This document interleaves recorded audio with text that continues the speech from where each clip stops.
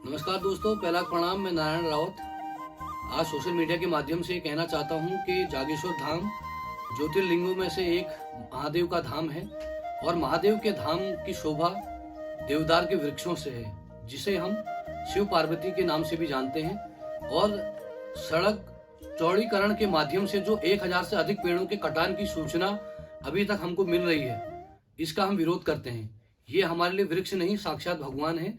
और मैं मानता हूं कि विकास होना चाहिए, लेकिन जागेश्वर धाम की शोभा इन पेड़ों से, वृक्षों से है। और अगर यदि सरकार इन वृक्षों को छोड़कर अन्य क्षेत्र में चौड़ीकरण करती है तो हमें कोई आपत्ति नहीं है, लेकिन 1000 से अधिक देवदार के वृक्षों का कटान कोई भी पहाड़वासी, देवभूमि वासी और जागेश्वर के शिव महादेव नहीं चाहेंगे, क्योंकि इन पेड़ों से जागेश्वर महादेव के धाम की शोभा है। जब हम इस रास्ते से निकलते हैं तो ये वृक्ष हमें दिखाते हैं कि पहाड़ का सौंदर्य, पहाड़ की प्रकृति और हमारे आध्यात्म और हमारी देवभूमि की शक्ति क्या है। लेकिन आज मैं उन लोगों को भी धन्यवाद देना चाहता हूं, हमारे नौजवानों ने, धौला देवी और जागेश्वर से जुड़े हुए लोगों ने जो देवदार के वृक्षों से भी लिपट कर एक विरोध आंदोलन की चेतावनी दी है।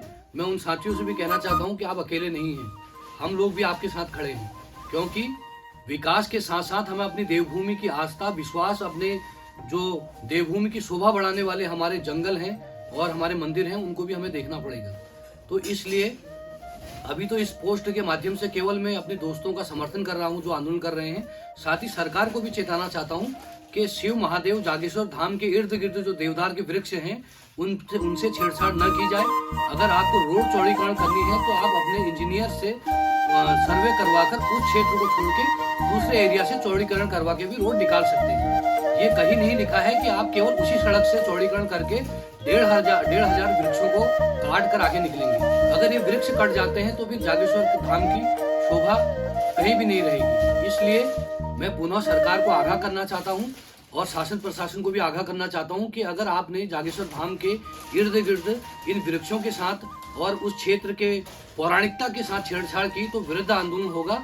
केवल अल्मोड़ा क्षेत्र नहीं, पूरे प्रदेश के लोग सड़कों पर आएंगे, क्योंकि जागेश्वर महादेव ज्योतिर्लिंग का धाम है, जहाँ कुछ समय पूर्व हमारे देश के प्रधानमंत्री आए थे और देश विदेश के श्रद्धालु भी आते हैं। हम तो हमेशा वहाँ जाते हैं और ये देवदार के जो वृक्ष हैं उनसे जो जागेश्वर धाम की सौंदर्य है, प्रकृति का जो नजारा है और जो देवभूमि की शक्ति है वो दर्शाती है। लेकिन बड़ा दुख हुआ जब ये सुनने को मिल रहा है कि सड़क चौड़ीकरण के नाम पर 1500 वृक्ष काटे जाएंगे, तो इसका पुरजोर विरोध होगा और सरकार अभी भी नहीं जागेगी तो फिर सारे जनता सड़कों पर आने का काम